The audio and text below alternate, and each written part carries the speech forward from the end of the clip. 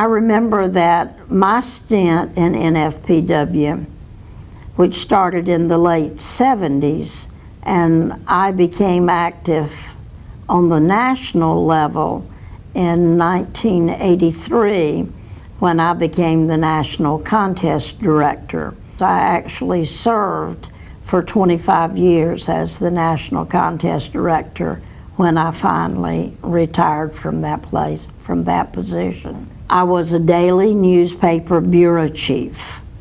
I worked with a small family-owned newspaper. I did community journalism, I did police journalism, I covered counties, the county government, the school system. I covered 3 counties for, which was pretty widespread for the daily newspaper that I worked with. And then shortly after that, I did a stint with a bi-weekly newspaper where I was an editor and actually trained community journalists. I left journalism to become a public information officer for the county government in Dare County, North Carolina. And there I worked with emergency management, among other things. And when we had hurricanes come, I was the spokesperson for the county. I kept that job, I guess, for about 5.5, 6 years. And then I went into nonprofit management. I went to work with the North Carolina Visually Impaired Persons Fishing Tournament, which is a nonprofit that brings in 500 visually impaired and blind people for a 3-day independent living event, and found that it truly is a passion that I have for working with the blind. But when I came along, journalists covered the news. We didn't make the news. And unfortunately, in today's world, many of the journalists have decided to put opinion pieces in their journalistic pieces rather than keeping it on the opinion pages. So it's quite different from when I came along. Through NFPW, I feel like I got a real education. It was very important and special to me. When I was president, I would go to the workshops and I would just soak everything up. I didn't have a college degree. I had 3 years of college, but never completed it, got married and had a family. And so I soaked up any kind of information I could get, and NFPW was that education for me. So while I was president, education was important to me.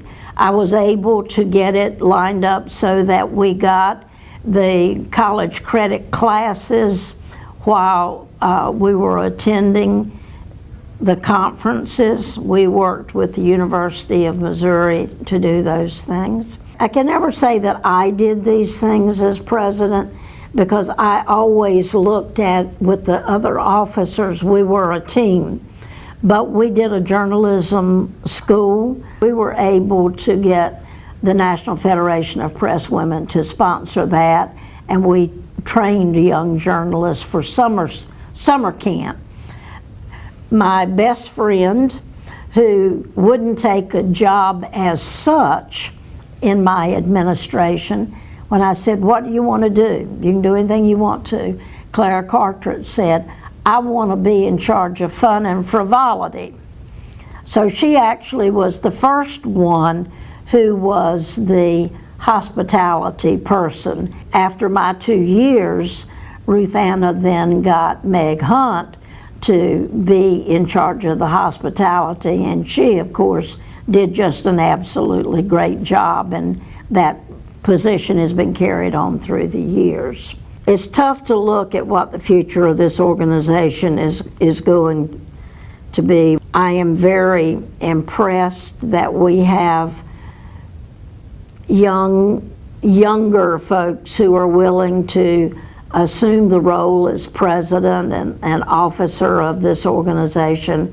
And I'm so hopeful that they're going to be able to initiate some excitement, because the thing that I find missing right now a little bit is some excitement. We need to recoup some of the passion that we used to have. And while I think our leadership is passionate about different things, and we're very fortunate that as new leaders come on, that different people have different passions. It's not the same old every time. But I am quite concerned with the membership failing, or falling, not failing, because we've got great members, but the numbers are falling. And it does concern me what we're going to do to encourage people to join organizations. Now, lest it look like I'm a doomsday person, this is happening in all organizations. Whether you're looking at PTA, PTO, Rotary, Lions Club, Kiwanis, National Federation of Press Women, all of the membership numbers are declining because it seems the newer generation are not joiners the way maybe some of us were in earlier years. And I just hope that some of these new leaders can find that magic pill to be able to turn it around, to bring it back, so it can be the education for some of the future leaders that it was for me when I came through.